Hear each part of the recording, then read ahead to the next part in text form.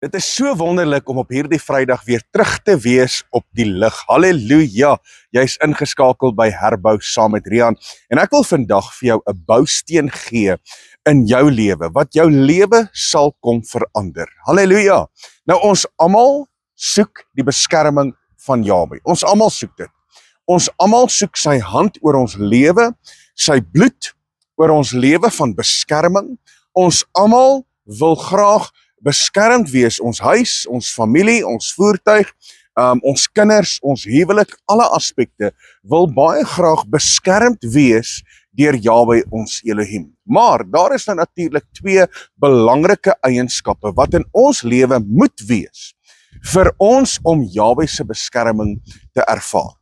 Ek lees in die woord en wat vir my uitstaan is twee pertinente aspekte wat in ons lewe moet wees. En ek wil hierdie bousteen vir jou gee vandag, sodat jy sal weet vandag dat jy jou lewe kan herbou, herstel en dat die hand van Jahwe ons Elohim in jou lewe grootlik sal manifesteer in terme van beskerming. Want ons lewe in Suid-Afrika, ouens, ons lewe in 'n bose tyd. Ons lewe in Suid-Afrika en as jy net rondom jou kyk, dan sien jy hoe die vyand besig is om toe te slaan. Hy slaan toe op vrouens, op kinders, op mans. Hy slaan toe in alle aspekte van ons lewe.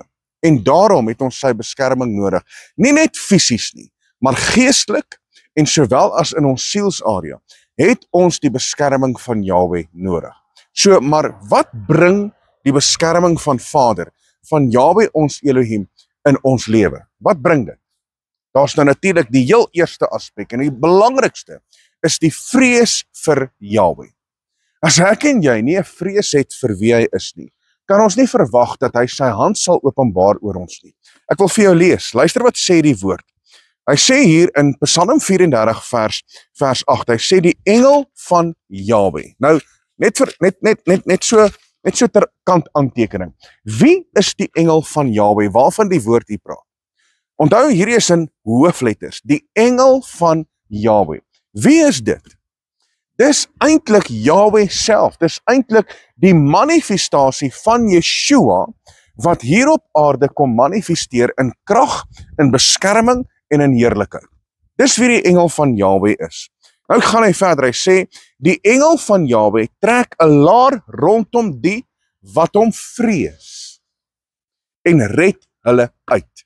So, hoe kry ek die redding, die beskerming, die absolute beveiligmaking van die skepper van hemel en aarde in my lewe?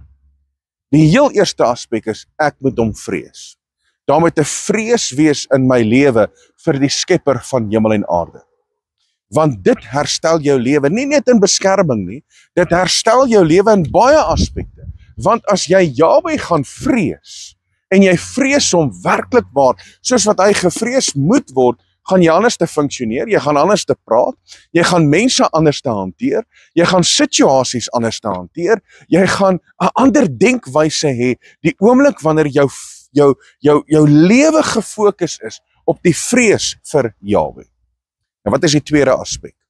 Die tweede aspek is nou natuurlik regverdigheid en geregtigheid. So daar moet geregtigheid in ons lewe wees vir die hand van Jahwe om geopenbaar te word oor ons lewe. Nou kyk gou wat sê die woord. Ek is nog steeds besig met Psalm 34. Nou sê hy in vers 16, hy sê die oë van Jahwe is op die regverdiges en sy ore tot hulle hulp geroep. Halleluja! So, daar moet geregtigheid in ons lewe wees. So, nommer 1, vrees. Nommer 2, geregtigheid. Ek en jy kan nie verwag dat ons wandel in ongeregtigheid. Ons het gewoonte sondes in ons lewe en nou verwag ons dat die oomblik wanneer ons bid, nou moet Vader tussen beide tree in ons situasie. Sorry ouens, dit gaan nie so werk. Vader werk ooreenkomstig met sy woord. Dis hoe hy werk.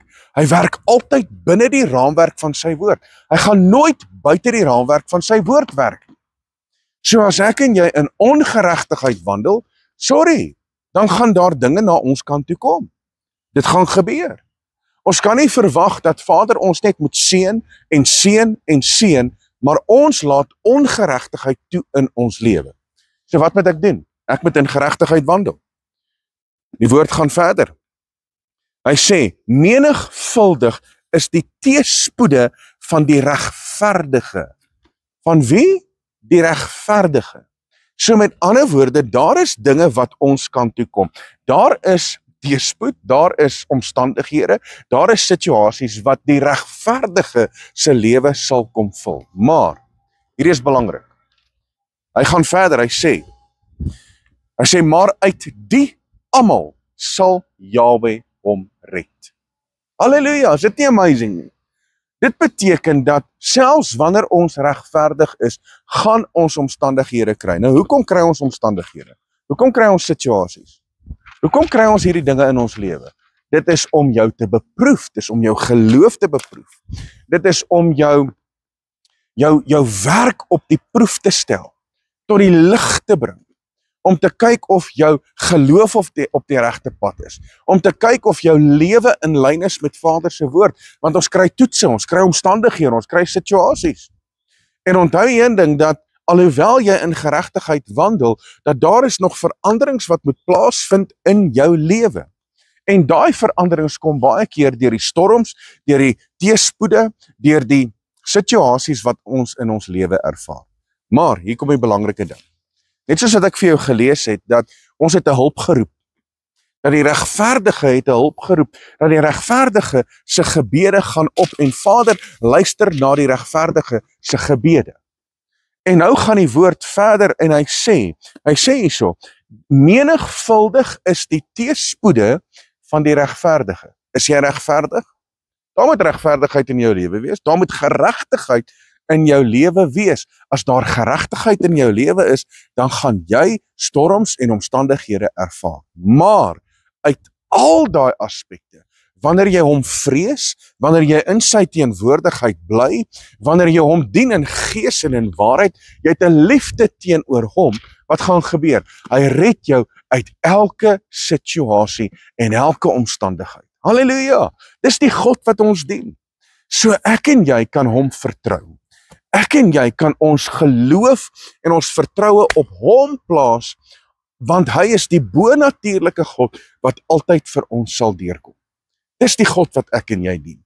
En op hierdie uitsending van herbou wil ek jou net bemoedig en ek wil net hierdie kom saai in jou lewe vandag. Dat jy hierdie bousteen sal hê sodat jy kan besef, maar ek het nie nodig om bekommerd te wees nie. Ek het nie nodig om bekommerd te wees oor my storm, my omstandigheid, my situasie nie. Ek het nie nodig om bekommerd te wees teen selfs mense wat teen my opstaan nie.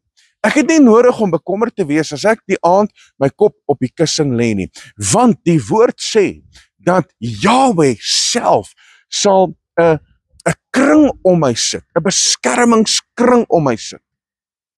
Om my as 'n regverdige, as my wat die lewende God vrees, wat hom dien in gees en in waarheid, te beskerm op 'n bonatuurlike wyse. Halleluja! So ek wil hierdie vir jou gee, dat jy nie vandag meer langer jou nael sal kou, en langer bekommerd sal wees, en sal vrees vir die dinge van hierdie wêreld nie. Nee, ons moet 'n vrees hê vir Jahwe, en ons moet in geregtigheid wandel, en dan sal jy die hand van Jahwe geopenbaar in jou lewe ervaar. Halleluja!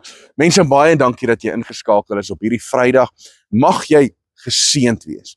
Mag jy in die liefde en die vrede en die kalmte van Jahwe ons Elohim wees. En dat jy hierdie Shabbat sal ingaan met die wete dat sy Shalom vrede is met jou. Nou ja, van my kant af, Rian Abri, dit is 'n voorreg om met jou te kan gesels. Tot volgende keer. Shalom.